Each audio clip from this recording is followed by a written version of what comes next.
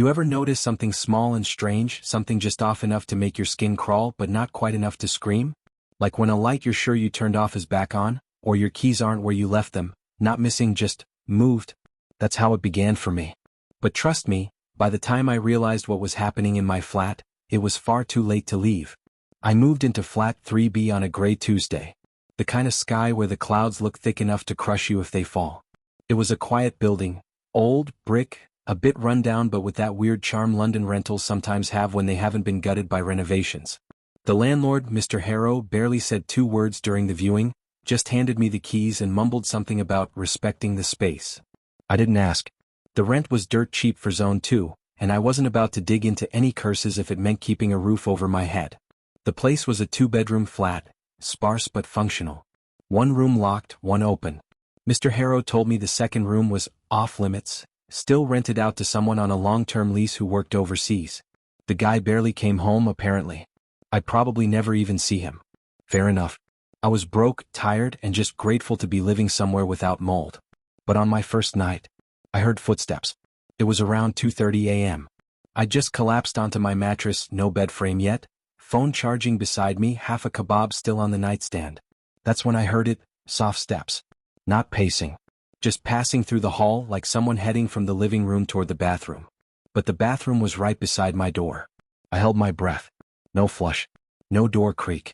Just the faint sound of floorboards settling. Then, nothing. I lay there for a few minutes, convinced I imagined it. Maybe upstairs neighbors? But when I tiptoed out, the hallway light was on. I never turned it on. I clicked it off and went back to bed. That should have been the end of it. Over the next week, the footsteps continued. Always around 2 o'clock or 3 a.m. Always soft. Always present. Then came the second toothbrush.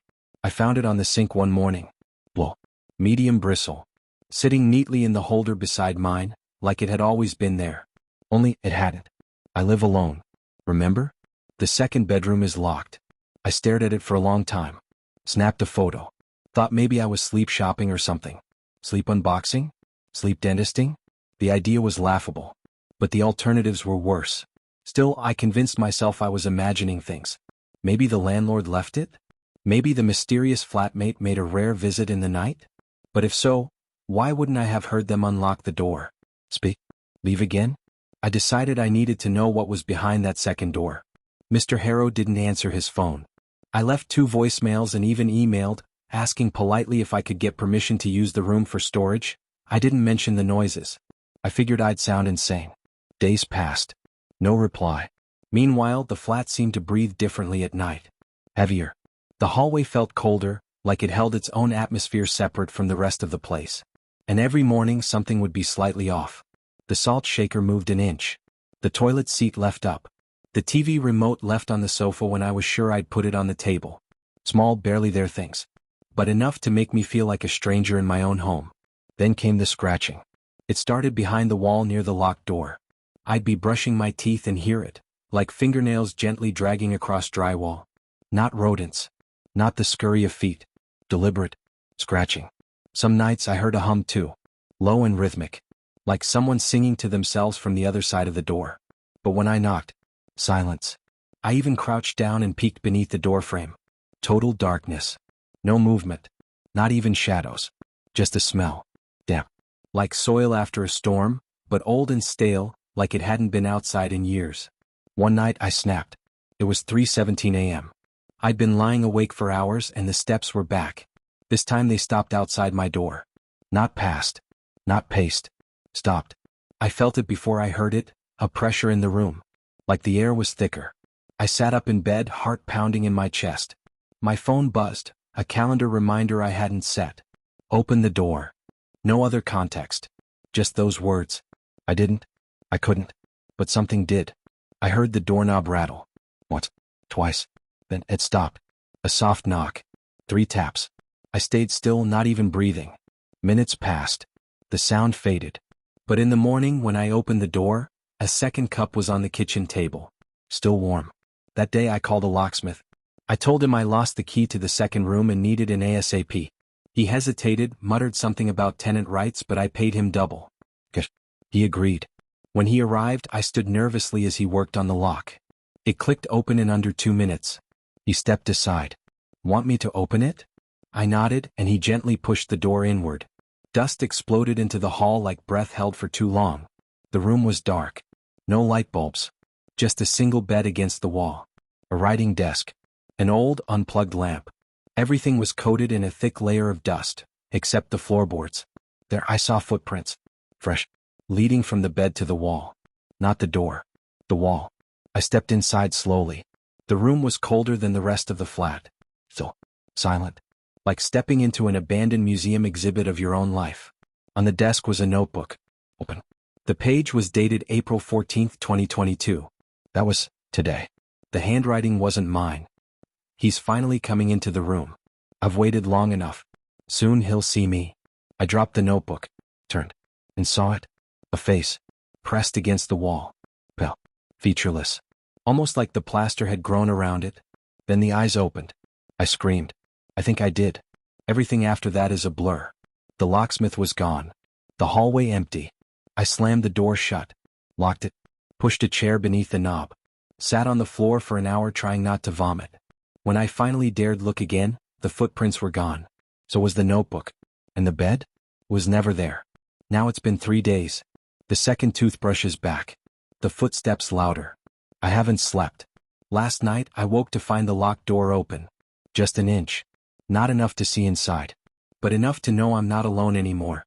You ever feel like you're being watched? Not when you're out in public or walking alone at night. I mean inside your home. Your safe space. Your sanctuary. Imagine that sanctuary turning against you, walls pulsing with breath, the silence heavier than sound. That's what my flat became. And the thing is, I wasn't just being watched. I was being studied. The morning after the door was mysteriously ajar, I moved the couch in front of it. Stacked chairs. Even hammered nails into the frame and looped a chain through the handle. I told myself it was temporary. That maybe I needed help. That maybe stress and sleep deprivation had pushed me into some kind of breakdown. But even as I told myself those comforting lies, something inside me, deeper, older, knew the truth. The thing in that room wasn't just real. It was awake. I took the day off work and went to a local cafe. I didn't care about the price of a muffin or the bad coffee. I just needed 4 walls that didn't listen when I breathed. My laptop screen glared at me, open to a Google search I wasn't brave enough to complete. How to tell if you're being haunted. I didn't press enter. Instead I scrolled forums. Supernatural boards, Reddit threads, old blogs that hadn't been updated since 2013. Most were nonsense. Roleplay. Teenagers chasing Slender Man in the woods. But one post stood out. It was on a now-archived site called the Hollow Guestbook. The post was titled, "When the Other Tenant Won't Leave." The author wrote about an entity that attached itself to spaces with dual occupancy, feeding on the energy of cohabitation. It pretended to be a second person. Someone just out of sight. Someone who shared the dishes, moved through hallways, flushed toilets when no one was looking. Until, slowly, it became more. Until it believed it was real. And if you acknowledged it, if you looked too closely, opened doors, read things not meant for you, it would make itself permanent. The last line sent chills through my spine. It doesn't need to kill you. It just needs you to move out, from your own life. I slammed the laptop shut. Back home the air felt wrong. Thicker. Like walking into someone else's room uninvited. The couch I'd wedged in front of the second door? It had been moved. Not pushed aside. Not toppled. Repositioned. Perfectly aligned with the rug again. Chair stacked back. Chain coiled on the ground. Not broken, just undone. And on top of the coffee table next to my half-used tea mug sat a note. A real piece of paper. My stationery. My handwriting. But I never wrote it. Read. You don't need to be afraid. I've always lived here. Let's just be flatmates. I ran to the front door. Locked. Deadbolt jammed, from the inside. My keys wouldn't turn it. I tried the windows. Nailed shut. I tried screaming. No one responded. Even my phone wouldn't dial out. No signal. No Wi-Fi. Just a flickering notification banner I couldn't clear. New roommate added to the lease. And a name I didn't recognize. Tenant 2. Just a blank line. My head spun. I dry heaved into the sink. And then the humming started again. That soft, eerie tone, like a lullaby sung underwater. Coming from the other room.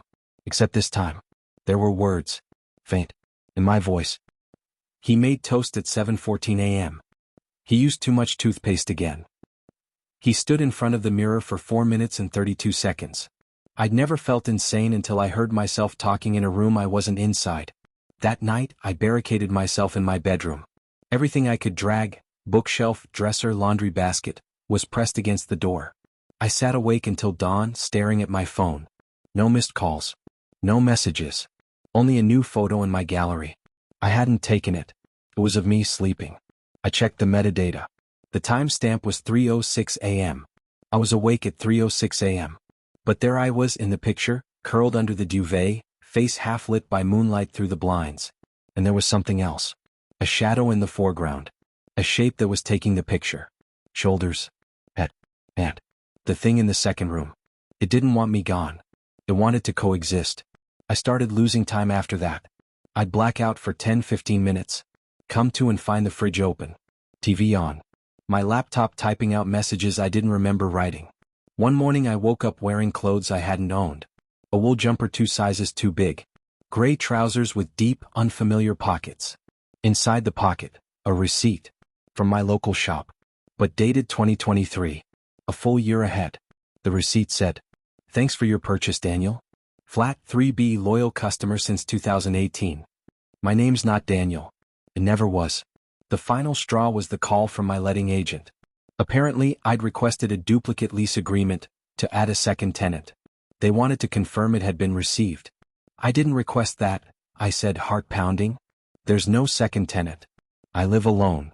There was silence on the line. Then she said, "Well, that's strange. Because he just walked in this morning and picked it up himself." I froze. "Who?" Another pause. "Daniel," she said. "Tall gray jumper. Said you'd be late. Very polite." When I got home, my flat had changed. Photos I'd never taken were on the wall. Furniture I'd never bought had replaced mine. My books were gone. In their place, journals with spidery handwriting. Some with my name. Some with Daniel. The second room? Wide open. Inside a mirror. Floor to ceiling. And behind it, not a reflection but a copy. Another room. Another me.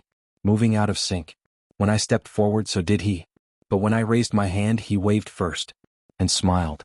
The lights began to flicker. From the hallway came footsteps. 2 sets. One mine. One not. And then the humming returned. Only now it was a duet.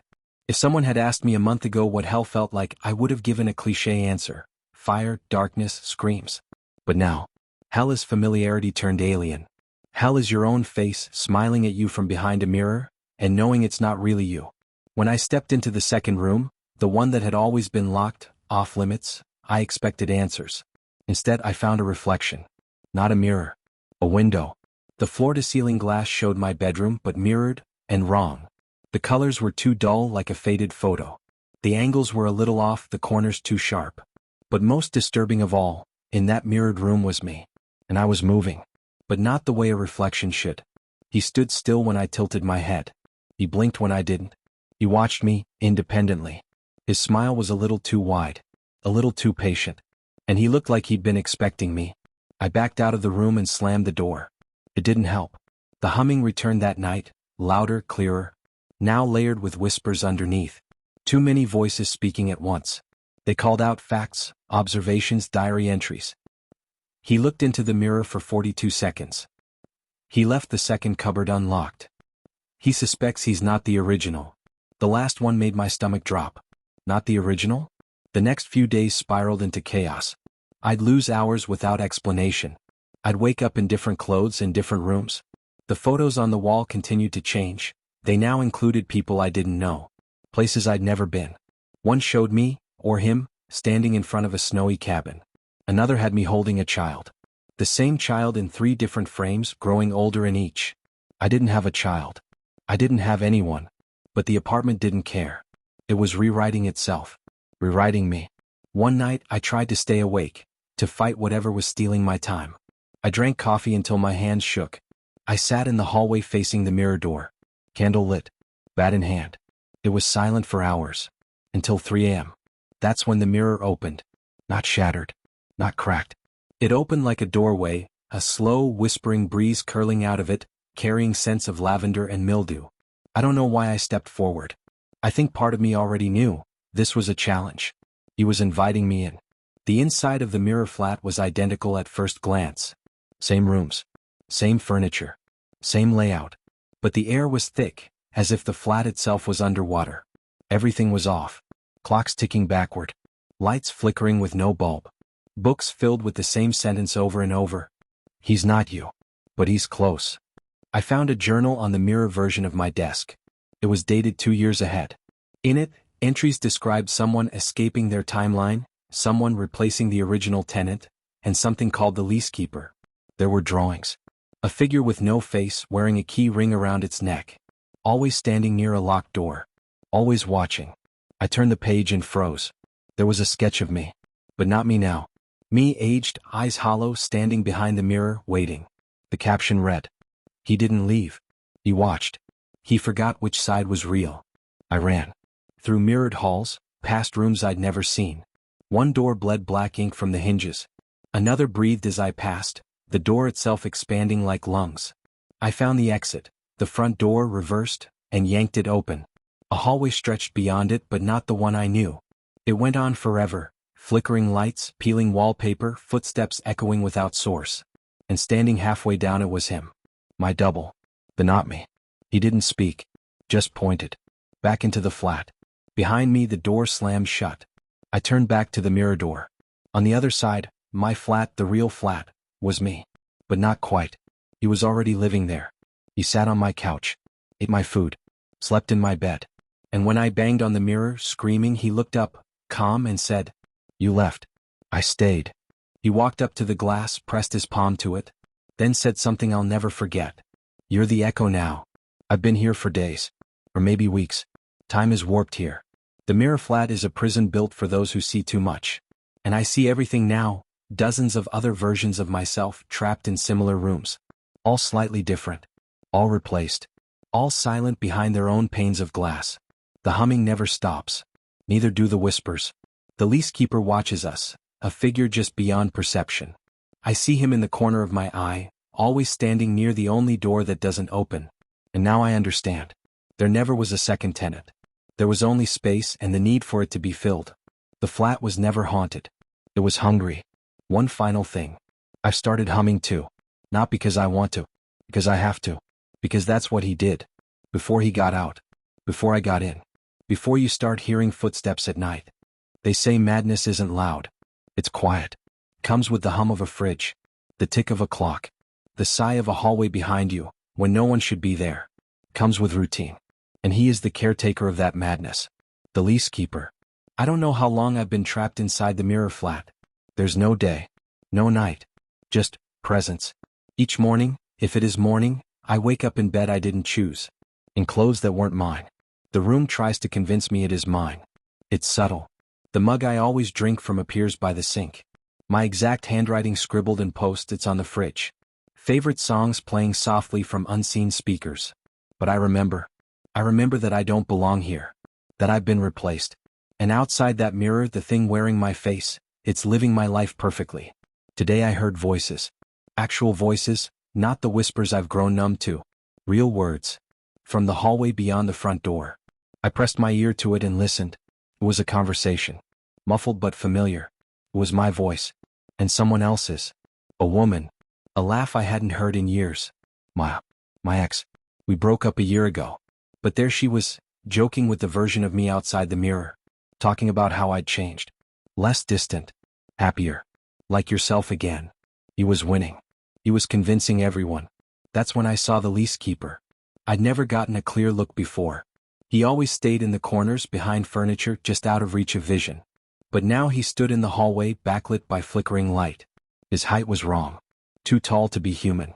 Shoulders hunched as though hanging from invisible hooks. A bundle of keys dangled from chains wrapped around his arms and neck. They rattled gently when he moved. No footsteps, just a sound like wind across hollow metal. And his face, if you could call it that, was blank. A waxy, shifting oval where features wanted to be. Sometimes it almost resembled mine. Sometimes the other me. He raised one long, trembling finger. And pointed. At the mirror. I understood what he meant. The mirror was the boundary.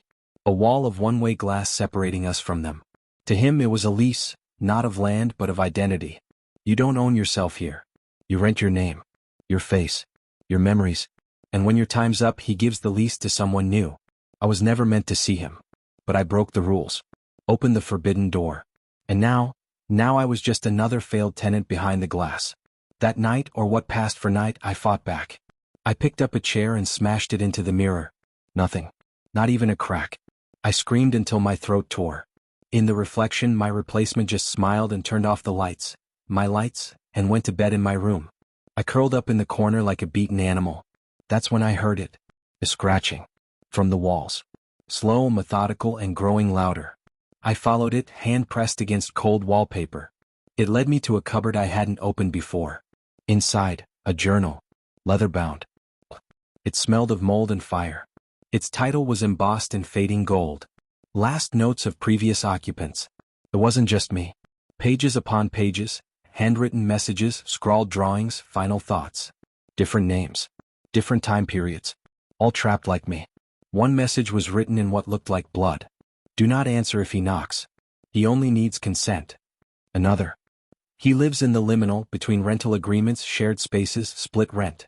He is the void between the people we think we know. I read for hours. And then, one entry made me stop. It was signed Daniel. The same name I'd seen on the altered lease.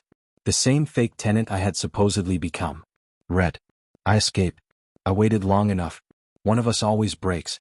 And when he tries to renew the lease, there's a brief window. A moment when reality forgets which tenant belongs. Break the chain. Walk through, not against. Let him think you belong. I tore the page from the journal and stuffed it into my pocket. Then I waited. And waited. Until the leasekeeper returned. He always did, same time, same place, to stare silently at the mirror, keys jangling as he circled. But this time, I didn't hide. I stepped forward, stared at him directly, and whispered, I'm ready to renew the lease. The room darkened instantly. He shuddered. The mirror rippled like water. For a brief second I saw my original flat again, and me sleeping in bed, eyes closed. The leasekeeper stepped aside and pointed. I ran. Faster than I've ever moved. The mirror didn't resist. This time, it let me in. I stumbled through and collapsed on the floor of my old apartment. Everything looked normal. Crisp, bright, clean, but empty. The replacement was gone. No one on the couch. No warm tea waiting. No footsteps. No humming. I called out. No answer. I checked every room. Closet. Bathroom. Nothing. Just silence. I was back. Wasn't I? I looked in the mirror. It was me. Eyes bloodshot, hair longer, thinner, but definitely me. I laughed. Cried. Spun around the room in disbelief. I was free. But then, I noticed the front door was wide open. And just outside, a note on the floor. In the same handwriting I'd seen in the mirror flat journal. One line. You got out. But someone always has to stay in. I turned slowly. Back toward the mirror. And there, watching me, was another face. One that looked like me. But not quite. He didn't smile. He didn't wave. He just watched. And behind him, the leasekeeper. Keys jangling. Hand outstretched. Offering the next lease.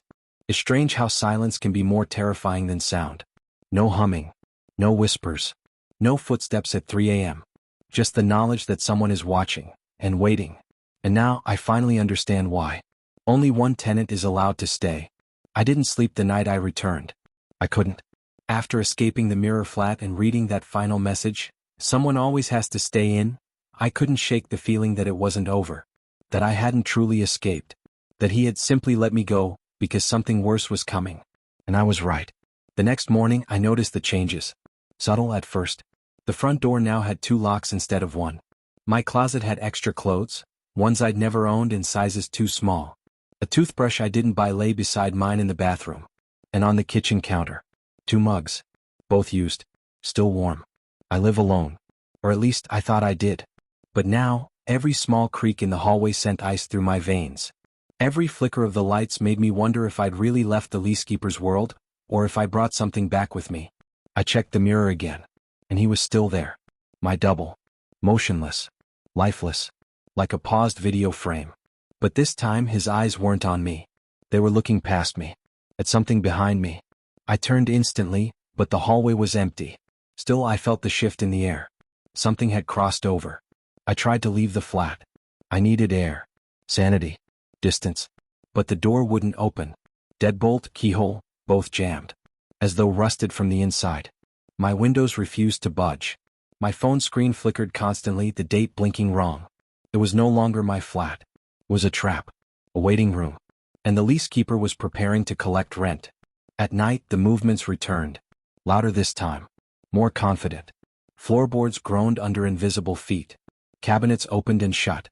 I saw shadows, not in the mirrors but on the walls themselves. They didn't belong to me. One night, I recorded everything. Set up my phone on the kitchen counter and hit record. I watched it live from my laptop in my room. And at 2:54 a.m. the footage glitched. The screen scrambled for 6 seconds. And when it came back, there was someone in the kitchen. A silhouette. Still. Facing the camera. They weren't doing anything. Just standing. And humming. That same haunting hum I used to hear through the walls. The exact melody. I ran into the kitchen. Empty. But the phone was on the floor. Screen shattered. Still recording. Still humming. That morning the humming followed me. Into the bathroom. Into the living room. Even when I wore headphones, it vibrated through the walls. I screamed into the void. Begged whoever was watching to stop. That's when I found the envelope. Pushed under my bedroom door. Unmarked. Inside, a single piece of paper. The lease expires tonight. Only one tenant may remain. Choose. Beneath the text, 2 names. Mine. And Daniel. The one I replaced. The one who replaced me. The one who never truly left. I stared at it for hours. Choose. Oh, what? Then I saw the mirror. And something clicked. It was a contract. A psychological test. One tenant enters. One leaves. But the only way to win is to truly want to stay. And truly want the other gone. I made my choice. Not with a pen. But with a hammer. I took it to every mirror in the flat. Bathroom. Bedroom. Living room. I shattered them all, screaming, weeping, refusing to be watched anymore. Refusing to play the leasekeeper's game. But when I destroyed the final mirror, the hallway won. Something stepped out. It wasn't Daniel. It wasn't even a double. It was me. But hollow. Eyes blank. Skin too pale. A stripped version. A tenant without a soul. And it smiled at me. We fought. Not with fists, but with memory. Every room it entered, it tried to overwrite. Twisting furniture into shapes I didn't recognize, shifting photos on the walls, repainting the flat in dull, dreamlike hues. I fought back by remembering. I said the names of my childhood friends. I recalled the smell of my mother's kitchen. I sang a song I wrote when I was 16. And the hollow version of me began to scream. It melted. Collapsed. The flat around us shivered, like reality itself was being reset. I woke up in darkness. On the floor. Alone. Silence. For once, silence. I stood. Looked around. The flat was empty. No extra toothbrush. No humming. Just mine. A knock echoed from the door. I froze. A letter was slid under it. I approached slowly. Opened it. Inside. Lease renewed. Identity confirmed. One tenant remains. That was 3 days ago. The mirror is gone now. The door works. The humming is gone. Everything is back to normal. But every night before I sleep, I hear the faintest sound in the distance. Like keys jangling on chains. And sometimes, when I pass dark windows, I see my reflection hesitate for just a moment before following me. Like it's waiting. Waiting for the next contract. Because the leasekeeper never stops collecting. And someday, you might hear someone moving in your flat at night. Someone who doesn't exist. Not yet.